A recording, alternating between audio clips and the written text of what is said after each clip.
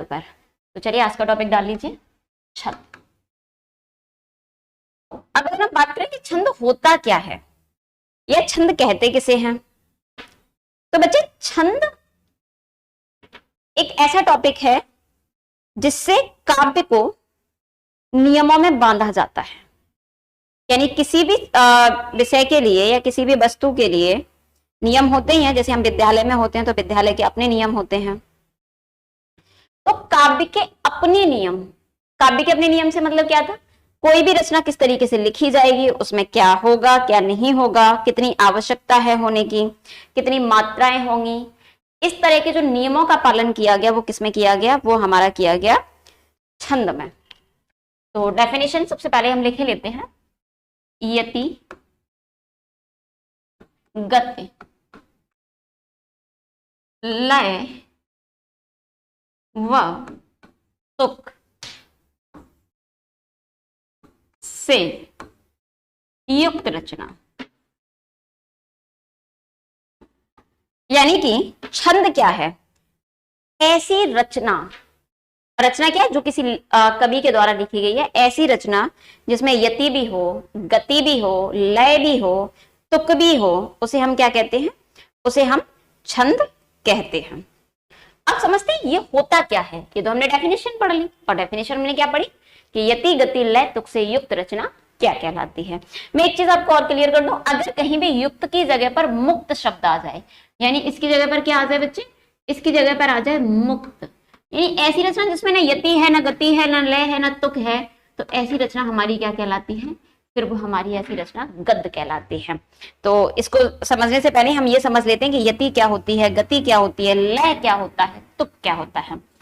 तो बच्चे देखो, हमने भाषा विज्ञान जब पढ़ी थी, यानी जब हमने व्याकरण पढ़ा था, तो व्याकरण में हमने एक चीज पढ़ी थी, विराम चिन्ह। अब विराम चिन्ह क्या होते हैं, वैसे तो हम पढ़ चुके हैं। तो विराम चिन्ह होते हैं, विराम का शाब्दिक अर्थ होता है ठहरा, यानी कि रुकना। ऐसी तो जो आपके विराम चिन्ह, विराम चिन्ह सामान्य तौर पर क्या होता है भाई, विराम चिन्ह हम कॉमा लगाते हैं, हम विराम लगाते हैं, इसे हम क्या कहते हैं, विराम चिन्ह कहते हैं। लेकिन बच्चा जब ये विराम चिन्ह भाषा विज्ञान में होते हैं तब क्या होता है, तब ये विराम चिन्ह होते हैं। लेकिन जब ये चिन्ह कहाँ लगते हैं, किसी पद में लगते हैं, तब इसे क्या कहा जाता है, यति कहा जाता है। जैसे हम एग्जाम्पल ले लेते हैं, जैसे हमने लिखा रहीमन पानी राखिए, रहमन पानी राखिए, बिन पानी सब सून।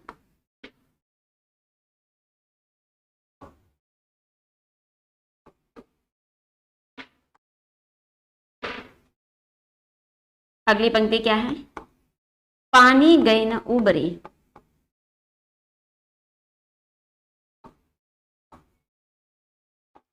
मोती मानुस चुन। अब देखो हमने क्या किया, यहां पर एक कॉमा लगाया, एक यहां लगाया, और ये और ये क्या है, ये हमारी कीर्ति। बच्चे मेरा नाम प्रांजलि प्रज्ञान।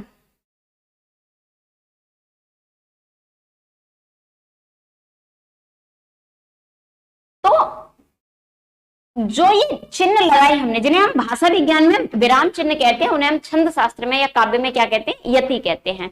और बच्चे जहां जहां ये यति लगती है वहां वहां हमारी गति अवरुद्ध होती है, रुकती है। यानी कि जैसे हम कहते हैं कि रहमन पानी राखिए, तो हम यहाँ पे एक ब्रेक लिया, क्यों लिया, क्योंकि यहाँ यति लगी हुई थी। बिन पानी सब सून, फिर हम रुके। इसके बाद हमने क्या कहा, पानी गए ना उबरे, मोती मानस चून। तो जिस रचना में यति हो, गति हो, जहां यति होती है वहां गति रुकती है, यानी यति क्या करती है, गति को कंट्रोल करती है। लय क्या है, लय होता है बच्चा अंतान। जैसे हम कहते हैं ना, ये वो बहुत लय में गाता है, बहुत सुर में गाता है, तो लय क्या है, तो पद में क्या होता है, लय होती है। और तुक क्या है, तुक है बेटा सून चून, ये क्या है, राइम वर्ड से तुक बनती है। तो ऐसी रचना जहां पर लय हो, गति हो, यति हो, छंद हो, वहां पर क्या होता है, वहां पर आपके छंद होता है। इतनी सी बात समझ में आ रही है। चल अब बात, हमें यति समझ गया, यति क्या है, गति हम समझ गए, तुक समझ गए, लय समझ गए, और इनमें जो रचना, जिस किसी रचना में ये चारों चीज होंगी वो छंद कहलाएगा, और जिस रचना में यति गति लय तुक नहीं होगा उसे हम क्या कहेंगे, उसे हम कहेंगे छंद। हाँ बेटा, रोज क्लास डेफिनेशन की बात हो गई। अब हम बात करते हैं हमें छंद मिला कहां से। तो देखो, एक आचार्य पिंगल हुए, आचार्य पिंगल, आचार्य पिंगल ने छंद शास्त्र का या छंद का संप्रत्यय दिया, इसीलिए छंद को हम पिंगल शास्त्र भी कह देते हैं। इतनी सी बात समझ में आ रही है। और जो छंद हैं बच्चे, छंद के भेद, तो छंद के जो भेद हैं वो महत्वपूर्ण दो भेद होते हैं। हालांकि हम तीन होते हैं। एक होते हैं मात्रिक छंद, दूसरे होते हैं वर्णिक छंद, और तीसरे होते हैं वर्णिक व्रत।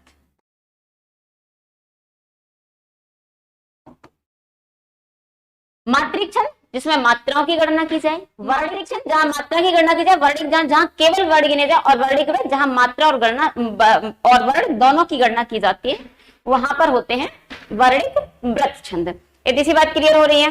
तो चलिए आगे हम बात करते हैं कि आखिर मात्रिक छंद होते क्या क्या हैं। तो हेडिंग डाल लीजिए मात्रिक छंद। तो बच्चे, मात्रिक छंद कहाँ है, जिस छंद में मात्राओं की गणना की जाए। किसकी गणना की जाए, मात्राओं की गणना की जाए, उसे हम कहते हैं मात्रिक छंद। मात्रिक छंद के तीन भेद होते हैं। कौन कौन से? तो सबसे पहले आता है सममात्रिक, दूसरा आता है अर्ध सममात्रिक, और तीसरा होता है विषम मात्रिक।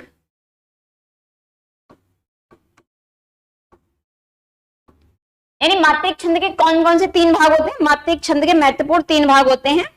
एक होता है आपका मात्रिक छंद सममात्रिक, दूसरा होता है अर्ध सममात्रिक, और तीसरा होता है विषम मात्रिक। अब देखो शब्द में डेफिनेशन है, क्या है? सममात्रिक। सम का मतलब क्या है? समान। यानी कि जिस छंद के सभी चरणों में समान मात्राएं होती हैं। अब समान मात्राओं से मतलब क्या है? तो देखो हम ऐसे समझ लेते हैं, देखो आमतौर पर छंद में कई चरण होते हैं, लेकिन ज्यादातर 3 चरण होते हैं।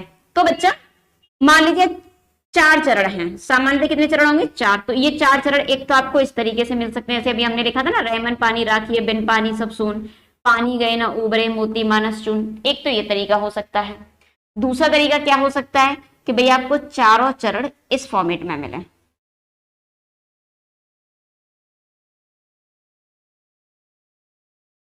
चाहे छंद आपको इस तरीके से मिल जाए, चाहे छंद इस तरीके से मिल जाए, दोनों में से किसी भी तरीके से मिल जाए, लेकिन चारों के चारों चरणों में समान मात्राएं, समान मात्राएं मान लेते हैं हम अभी समझने के लिए से ले लेते हैं कि मान लीजिए यहाँ पे कितनी मात्राएं? 11। यहाँ भी कितनी मात्राएं होंगी? 11। यहाँ भी कितनी मात्राएं? 11। और यहाँ भी कितनी होंगी? 11। तो अब सभी चरणों में समान मात्राएं, तो कैसा हो जाएगा? सममात्रिक छंद। ठीक इसी तरीके से मान लीजिए यहाँ भी 11, इसमें भी 11, इसमें भी 11 और इसमें भी 11। इस फॉर्मेट में मिल जाए या इस फॉर्मेट में मिल जाए, दोनों ही फॉर्मेट में अगर चारों चरणों में समान मात्राएं होंगी तो उसे हम क्या कहेंगे? सममात्रिक छंद कहेंगे। अब अर्ध सममात्रिक किसे कहेंगे? तो बच्चे देखो, एक तो तरीका वही है कि आपको चरण इस तरीके से मिले, और दूसरा तरीका यह है कि आपको चरण कैसा मिले? इस तरीके से मिले। अब देखो इनमें क्या होना है, इसमें मान लीजिए कह देते हैं हम 11 मात्राएं, लेकिन इसमें भाई 15 मात्राएं, इसमें फिर 11 मात्राएं, और इसमें 15 मात्राएं। यहां भी ऐसे ही होगा, पहले हो सकती हैं 11 मात्राएं, फिर हो मान लीजिए 15 मात्राएं, फिर हो 11 मात्राएं, और फिर हो जाए 15 मात्राएं। अब देखो बच्चे क्या हो रहा था कि 4 चरण थे, आधे में तो समान है और बाकी आधे में समान है। यानी कि सममात्रिक छंद किसे कहते हैं? सममात्रिक छंद हम उसे कहते हैं जिसके सभी चरणों में समान मात्राएं होती हैं। और विसममात्रिक अर्धसममात्रिक छंद किसे कहते हैं बच्चा? तो अर्धसममात्रिक छंद हम जिसे कहते हैं जिसके आधे चरणों में समान और बाकी आधे चरणों में समान, किंतु पहले वाले चरणों से भिन्न। यानी आधे चरणों में समान, बाकी आधे चरणों में भी समान, किंतु पहले वाले से भिन्न मात्राएं जहां होती हैं उसे हम क्या कहते हैं, उसे हम कहते हैं अर्ध सम्मात्रिक छंद। इतनी सी बात क्लियर हो रही है। मैं फिर दोबारा क्लियर कर देती हूं कि जहां पर चारों चरणों में या छंद के किसी भी छंद के सभी चरणों में जहां समान मात्राएं होती हैं उन्हें हम क्या कहते हैं, उसे हम सममात्रिक छंद कहते हैं। और अगर किसी भी छंद के आधे चरणों में समान, बाकी आधे चरणों में भी समान, लेकिन पहले वाले आधे चरणों से भिन्न मात्राएं होती हैं उन्हें हम अर्ध सममात्रिक छंद कहते हैं। अब बात करते हैं कि विषम मात्रिक छंद क्या होता है। तो बच्चे विषम मात्रिक छंद होता है जहां पर दो चरणों से मिलकर बने। दो चरण बेटा हो सकते हैं आपके सम्मात्रिक के दो चरण मिल जाए, या एक सम्मात्रिक एक विषम मात्रिक का हो, या पहले एक अर्ध सम्मात्रिक हो दूसरा सम्मात्रिक हो। यानी वे रचनाएं या वो छंद जो दो भिन्न भिन्न चरणों के मेल से बनता है उसे हम क्या कहते हैं, उसे हम कहते हैं विषम मात्रिक छंद। एक बार फिर रिपीट करती हूँ क्योंकि कई बार यहां से क्वेश्चन पूछ लेता है कि सम्मात्रिक किसे कहते हैं, अर्ध सम्मात्रिक किसे कहते हैं, विषम मात्रिक किसे कहते हैं। तो जब किसी चरण के सभी चरणों में समान मात्राएं होती हैं तब उसे सममात्रिक छंद कहते हैं। और जब किसी चरण के आधे चरणों में समान, बाकी आधे चरणों में समान किंतु पहले वाले से भिन्न, और तब उसे क्या कहेंगे, अर्ध सम्मात्रिक। देखो शब्द से ही पता चल रहा है, आधा सम, आधा समान है लेकिन आधे समान से भिन्न है, तब उसे हम क्या कहते हैं, अर्ध सम्मात्रिक। और जब कोई भी छंद दो भिन्न भिन्न छंदों के मेल से मिलकर बनता है या मेल से बनता है तब उसे हम कहते हैं विषम मात्रिक छंद। इतनी सी बात क्लियर हुई। अब देखो मात्रिक छंद क्या है, हम बार बार एक ही बात कर रहे हैं कि मात्राएं समान हो, मात्राएं समान हो, या जहां मात्राओं की गणना की जाएगी तो भाई मात्राओं की गणना करके हम कैसे पता करेंगे, 11 हैं, 12 हैं, 15 हैं, 16 हैं, 20 हैं, 50 हैं। तो छंद में जो सबसे महत्वपूर्ण भाग है वो है मात्राओं की गणना, क्योंकि जब हम मात्राओं की गणना, तो आप सबसे पहले हेडिंग डालिए मात्राओं की गणना। तो अभी आज हम जो सीखने वाले हैं अभी वो क्या सीखेंगे, मात्राओं की गणना कैसे की जाती है। तो हेडिंग डाल लीजिए मात्रा की गणना के नियम।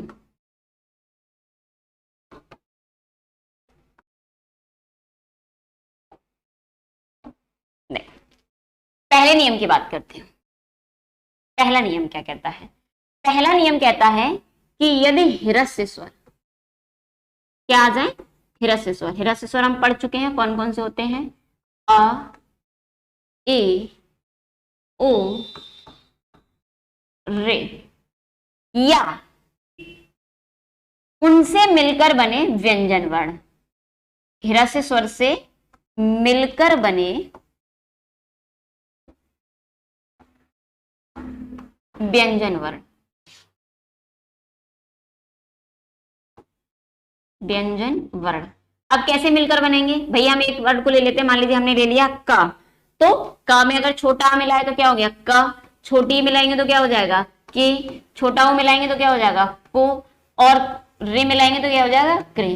अब का मैंने उदाहरण के तौर पर ले लिया है, लेकिन इसका मतलब ये नहीं कि सिर्फ का की बात होगी, किसी भी व्यंजन वर्ण की बात हो जाए।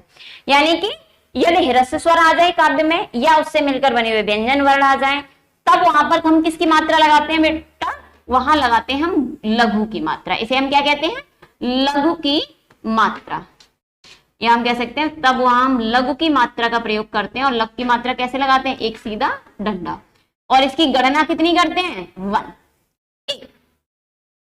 यानी कि जब हिरस्य स्वर या हिरस्य स्वर से मिलकर बने हुए व्यंजन वर्ण आए तब उन्हें वहां पर लघु की मात्रा लगाई जाती है और उसकी गणना 1 होती है।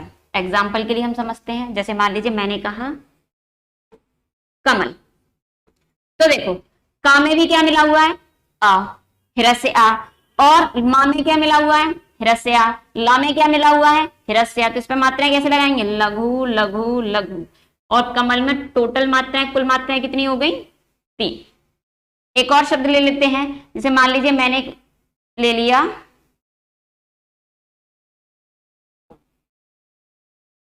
कृष्ण। अब का पर क्या है? रे की मात्रा, तो हिरस्य रहा।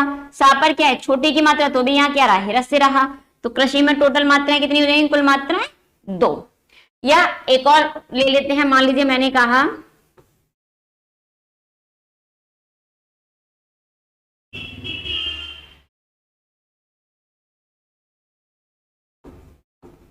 कर लघु, लघु लघु लघु लघु, कुल मात्राएं कितनी हो जाएंगी? 4। मान लीजिए मैंने एक शब्द और ले लिया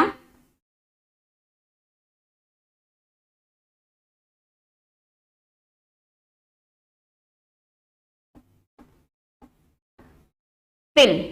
अब ता पर क्या है? छोटी की मात्रा, ला पर क्या है? छोटे आ की मात्रा, कुल मात्राएं कितनी हो जाएंगी? 2। यहां तक चीजें क्लियर हो रही है? यानी पहला नियम जो हमने छंद का पढ़ा उसमें क्या पढ़ा कि जब हिरस्य स्वर हो और या हिरस्य स्वर से मिलकर बने हुए व्यंजन वर्ण हो तब वहां पर किसकी मात्रा लगाई जाती है? लघु की मात्रा लगाई जाती है। इसे हम खड़ी पाई कहते हैं और जिसकी गणना हम कितनी करते हैं? 1 करते हैं, 1 करते हैं। चलिए आगे बात करते हैं हम अगले नियम की। नियम नंबर 2। तो नियम नंबर 2 ये कहता है कि जब दीर्घ स्वर, दीर्घ स्वर, अब दीर्घ स्वर बच्चे कौन कौन से हैं? आ, ई, उ, रे, ए, ऐ, ओ और आ। यानी कि क्या आ जाए जब पंक्तियों में या किसी भी काव्य में क्या हो? दीर्घ स्वर हो। और दीर्घ स्वर के साथ क्या हो? या दीर्घ स्वर से मिलकर बने व्यंजन वर्ण। अब व्यंजन वर्ण कैसे होंगे? मान लीजिए हम का से ही ले लेते हैं, तो का में अगर बड़ा मिलाएंगे तो क्या हो जाएगा? का, की, कु, रे नहीं होगा, ये गलती से लिख गया बेटा, के, काय, को, काउ, इतने वर्ण आ जाए। अब यानी कि यदि दीर्घ स्वर आ जाए या दीर्घ स्वर से मिलकर बना हुआ व्यंजन वर्ण आ जाए तब वहां पर गुरु की मात्रा लगाई जाती है।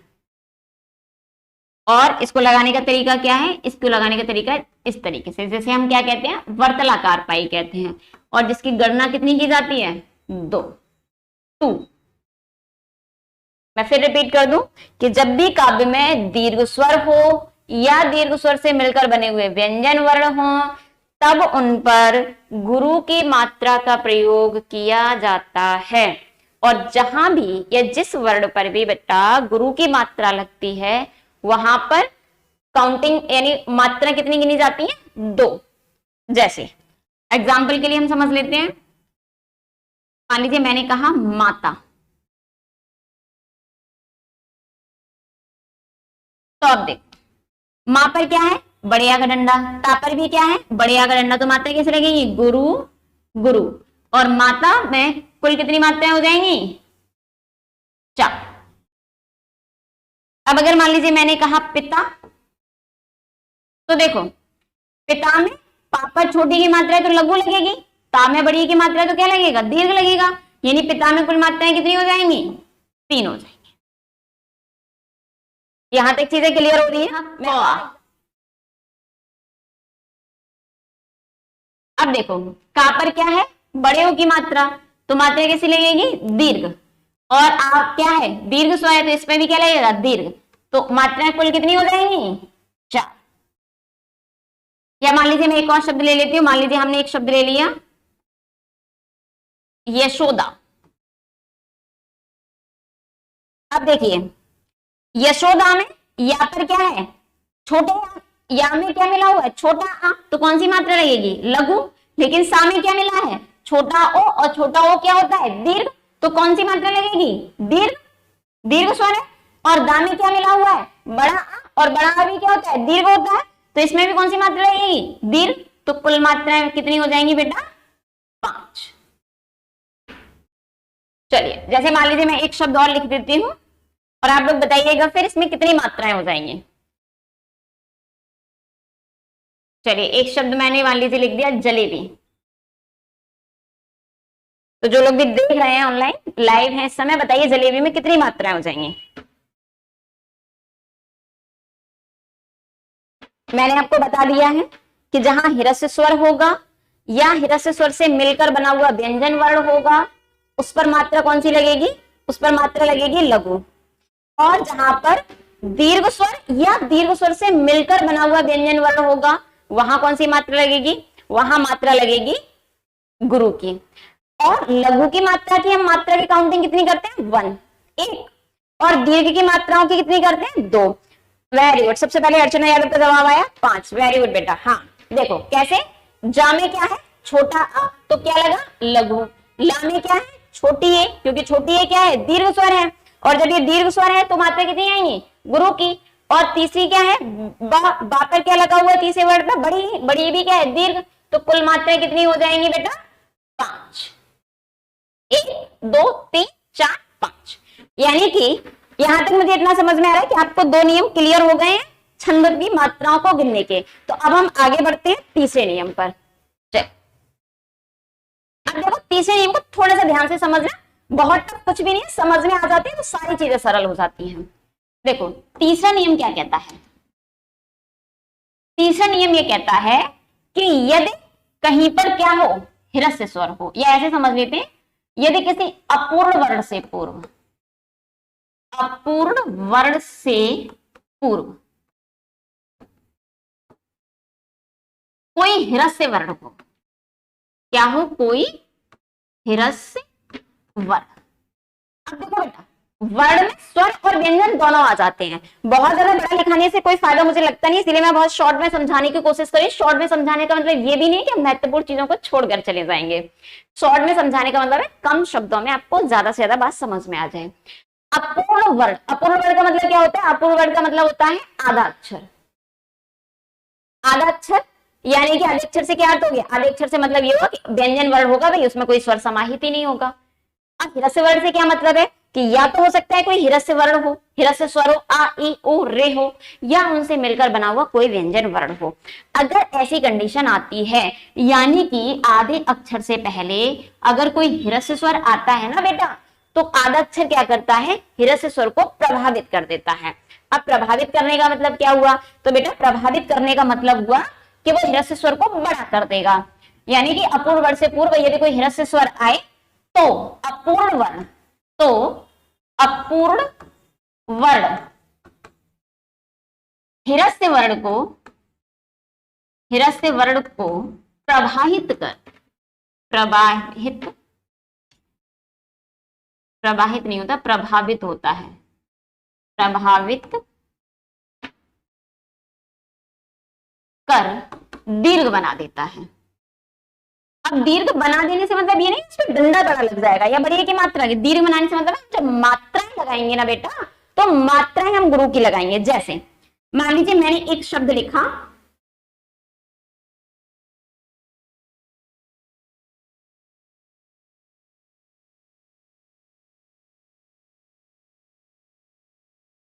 भक्ति। अब देखो इसमें क्या क्या समाया हुआ है बेटा, इसमें भा है, भा के बाद में आधा का है, उसके बाद ता है, और ता पर क्या है, छोटी ई की मात्रा। तो बेटा हमने अभी नियम क्या कहता है, अपूर्ण वर्ण से पहले। तो बच्चे अपूर्ण वर्ण इसमें क्या है, अपूर्ण वर्ण है इसमें का, और उससे पहले बेटा क्या है, भा। और भा पर क्या लगा, भा कैसा वर्ण है, हिरस्य वर्ण है। अब जब ये हिरस्य वर्ण है तो हिरस्य वर्ण से पूर्व ये इसको प्रभावित करेगा। प्रभावित कैसे करेगा बेटा, कि जो भा है ना उस पर 2 मात्राएं हो जाएंगी, यानी भा पर हम फिर क्या लगा देंगे, दीर्घ लगा देंगे, और ता पर क्या रहेगी, ता पर लघु ही रहेगी। तो कुल मात्राएं भक्ति में बेटा कितनी हो जाएंगी, 3 मात्राएं हो जाएंगी। ये तो एक बात हो गई, इतनी सी बात समझ में आ रही होगी, आई थिंक क्लियर हो रही होंगी जो लोग भी लाइव हैं, कि अगर कोई आधा अक्षर है तो वो उससे पहले वाले को प्रभावित करेगा और बाद वाले पर कोई प्रभाव नहीं डालेगा। जैसे कैसे कह सकते हैं हम, जैसे मान लीजिए मैं एक और शब्द लेती हूं। अब मैंने एक शब्द लिया व्यक्ति।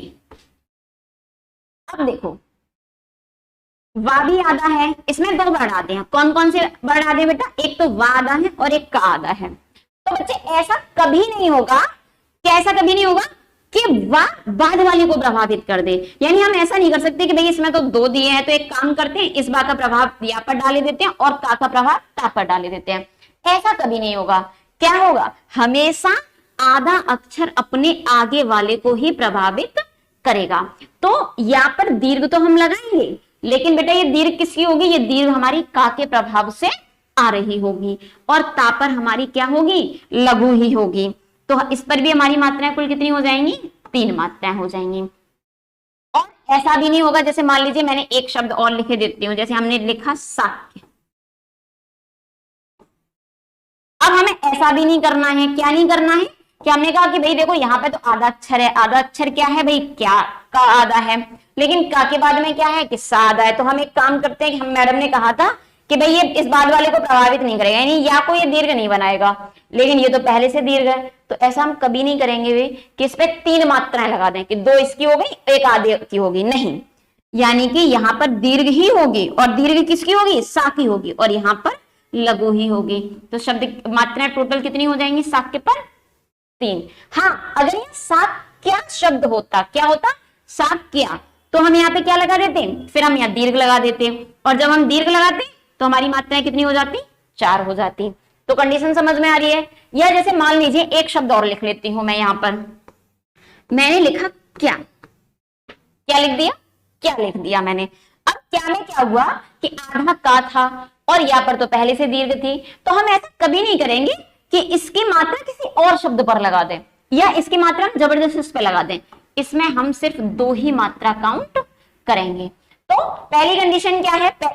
एक ही चीज हमें समझनी है, और वो क्या समझनी है कि अगर कोई आधा अक्षर है, उससे पहले अगर कोई हिरस्य वर्ण है, तो हिरस्य वर्ण की मात्रा कहाँ आएगी? आगे, आधे अक्षर की मात्रा आगे आने वाला जो हिरस्य वर्ण है ना, उसको प्रभावित करेगी। अच्छा, एक चीज और समझते हैं, ध्यान रखने वाली चीज है। यानी एक शब्द मान लीजिए हमने ले लिया उज्ज्वल। क्या लिया बच्चे हमने? उज्ज्वल। अब देखो, ऐसा आपको कभी नहीं करना है उज्ज्वल में कि भाई एक जा ये आधा है, एक जा ये आधा है, इसने इसको प्रभाव दिया। नहीं, अपने मन से आप 3 मात्राएं नहीं लगाएंगे। इस कंडीशन में क्या होगा? कितने भी वर्ण आधे हो जाए बेटा, प्रभाव सिर्फ एक बार होगा। यानी इस पर क्या आ जाएगी? ऊ की, इस पर हो जाएगी दीर्घ की मात्रा। क्यों? क्योंकि इस जा ने ऊ को प्रभावित कर दिया। अभी एक वाला जो जाए ये रह गया, इसका कहीं कोई प्रभाव नहीं पड़ेगा। यहाँ पर क्या हो जाएगी? लघु। यहाँ पर क्या हो जाएगी? लघु। कुल मात्राएं कितनी होंगी? कुल मात्राएं होंगी हमारी 4। चलिए मैं एक शब्द और लिखती हूं, कंप्यूटर।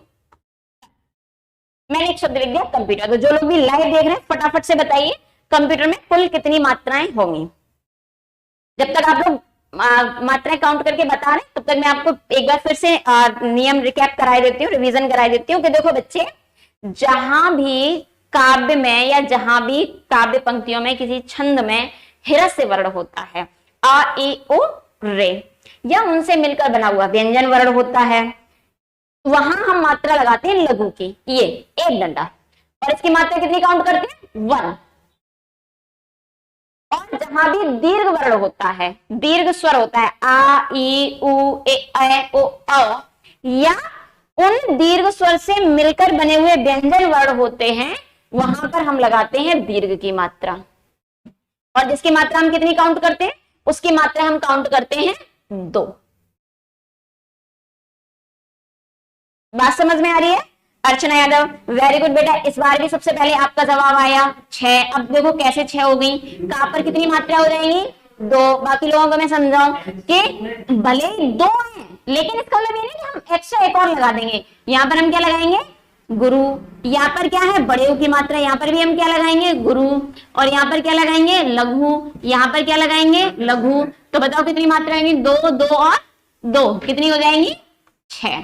तो कंप्यूटर में कितनी मात्राएं हो गई? 6 मात्राएं।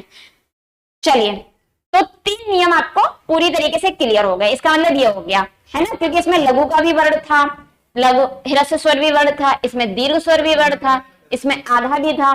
तो इतना मैं मान लेती हूँ कि आपको 3 नियम ठीक से क्लियर हो गए हैं। तो चलिए अब हम बात करते हैं चौथे नियम पर।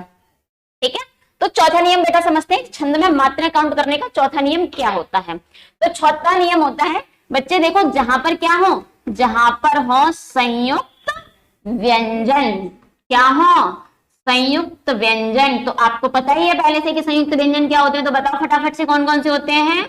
छ, त्र, ज्ञ और श्र। तो बेटा जहां भी क्या होंगे, संयुक्त व्यंजन होंगे, और संयुक्त व्यंजन से पहले यानी संयुक्त व्यंजन से पूर्व पहले यदि कोई ह्रस्व वर्ण आ जाए, क्या आ जाए, ह्रस्व वर्ण आए, तब वहां पे क्या होगी, ह्रस्व वर्ण को प्रभावित कर, किसको प्रभावित करेगा, ह्रस्व वर्ण को प्रभावित कर दीर्घ बना देगा। क्या कर देगा, ह्रस्व वर्ण को प्रभावित कर दीर्घ कर देगा। अब बताओ दीर्घ कैसे करेगा, देखो हम नियम से समझते हैं। देखो कैसे, जैसे मैंने एक शब्द लिख लिया पत्र, तो मुझे बताओ त्रा क्या है, संयुक्त व्यंजन है। त्रा से पहले क्या है, पा, और पा पर क्या लगा हुआ है, पा पर है वही छोटे आ का डंडा। तो छोटे आ के डंडा से मतलब क्या हो गया, अब इस पे कितनी मात्राएं हो जाएंगी, क्योंकि त्रा तो किसको, संयुक्त व्यंजन है, संयुक्त व्यंजन से पहले ह्रस्व वर्ण है, तो इसको प्रभावित करेगा, तो इस पे कितनी मात्राएं हो जाएंगी, 2। यहाँ पर कितनी हो जाएगी, 1। पत्र में कुल मात्राएं कितनी हो जाएंगी, 3। तो चलो फटाफट से बताओ यज्ञ में कितनी मात्राएं होंगी, जो लोग भी लाइव है वो बताएं यज्ञ में कितनी मात्राएं होंगी। तब तक मैं दूसरा शब्द लिखती हूँ, उसको समझाती हूँ। बताइए फटाफट से यज्ञ में कितनी मात्राएं होंगी, क्योंकि 3 नियम आपको समझ में आ गए, चौथा जस्ट मैंने अभी समझाया है। तब तक मैं और शब्द नोट कर लेती हूँ, जब तक आपका जवाब आ रहा है।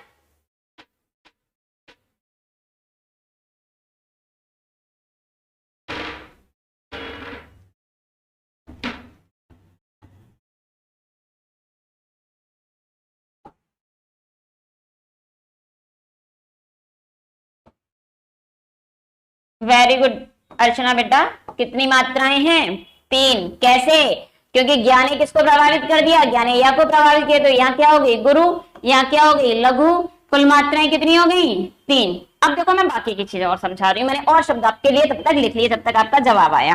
अब देखो करना क्या है, हमने एक शब्द देखा पत्रांक, कितनी सी बात समझ आ रही है, यही पत्र क्या है, ह्रस्व है, त्रा, उसके बाद में त्रा है, तो इसमें क्या हो जाएगा गुरु, क्योंकि त्रा ने किसको प्रभावित कर दिया, त्रा ने प्रभावित कर दिया पा को। तो बड़े का डंडा है ना, यानी त्रा अपने आप में क्या हो गया, दीर्घ हो गया, तो यहाँ कितनी मात्रा हो जाएंगी, 2। इसमें कितनी मात्रा रहेगी, 1, क्योंकि का तो ह्रस्व वर्ण है, तो कुल मात्राएं कितनी हो जाएंगी, 5। अब एक और चीज समझते हैं, हमने यहाँ पे पहले से ही हमारे पास क्या है, यहाँ पे पहले से हमारे पास संयुक्त व्यंजन, हमने क्या शब्द लिखा, क्षेत्र, इस पर भी क्या है, दीर्घ की मात्रा है, तो हम यहाँ पर दीर्घ लगा देंगे। और ये क्यों लगा दिया, क्योंकि इसमें ए है, जब ये पहले से दीर्घ है, तो जैसा हमने आधे व्यंजन वर्ण में पढ़ा था वैसे ही हम ठीक यहाँ भी पढ़ेंगे कि जब ये पहले से दीर्घ है तो फिर कोई प्रभाव नहीं पड़ेगा, और यहाँ पर हम क्या लगा देंगे, लघु। कुल मात्राएं कितनी हो जाएंगी, 3। अब एक और शब्द लिखा है क्षेत्राधिकार। अब देखो इस पर बड़ी की मात्रा है, तो यहाँ क्या होगा, दीर्घ, यहाँ पर क्या होगा, दीर्घ, यहाँ पर क्या होगा, लघु। यानी ऐसा कभी नहीं करना है कि चलो भाई ये तो पहले से दीर्घ है तो लाओ इस पर प्रभाव डाल दें, ऐसा नहीं होता, हमेशा नियमानुसार ही चीजें चलती हैं। यहाँ क्या हो जाएगा, दीर्घ, यहाँ क्या हो जाएगा, लघु। तो कुल मात्राएं बताओ कितनी हो गई, तो कुल मात्राएं कितनी हो गई आपकी, 8। भाई 2 और 2 4, 5 6 7 और 8।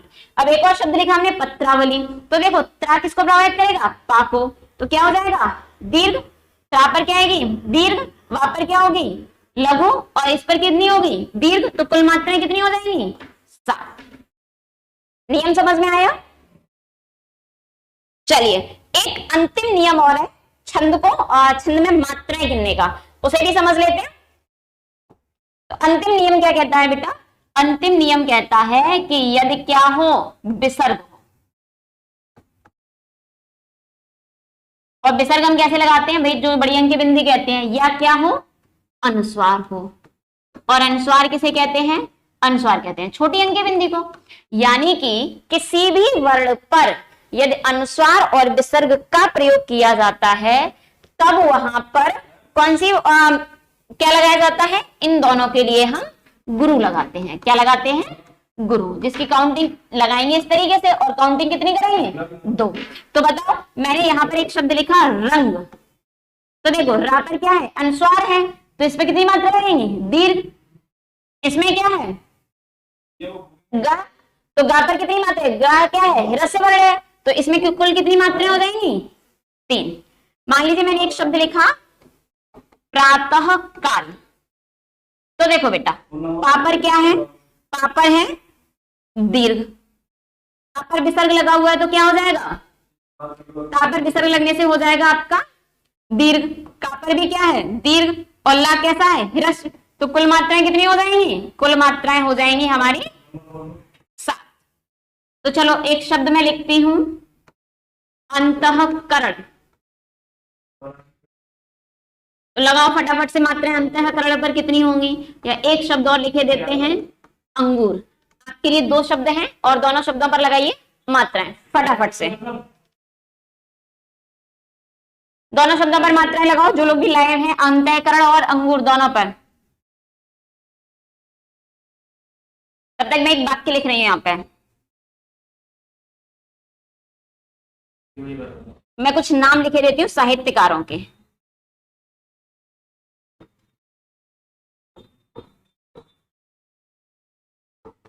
सच्चिदानंद,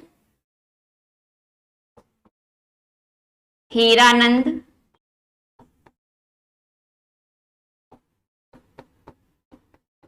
वात्सायन, अज्ञे, और एक नाम और लिखे देती हूं मैं आपको, अर्चना ने कमेंट कर दिया है 7 और 5, तो फटाफट से देख लेते हैं। ठीक, अंत्यकरण में कितनी हो जाएंगी, गुरु गुरु लघु लघु लघु, तो कितनी हो गई 7। 5 अंगूर में कितनी हो जाएंगी, 5। वेरी गुड अर्चना बेटा। चलो मैंने 2-3 नाम लिखे हैं, सच्चिदानंद, हीरानंद, वात्सायन, अज्ञे। एक नाम और लिख देती हूं मैं, राहुल सांकृत्यायन।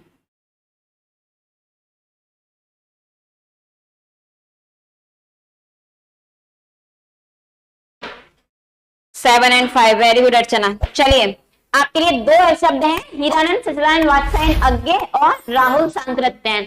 आप इनमें मात्राएं लगाइएगा और नियम आपको समझ में आ गए होंगे। तो इसके आगे, यानी आज एक बार मैं नियम रिकैप कर देती हूँ ओरली। नियम नंबर 1 क्या कहता है कि जहां पर ह्रस्व वर्ण हो या ह्रस्व स्वर से मिलकर बना हुआ व्यंजन वर्ण हो। चलो एक बार देख लेते हैं,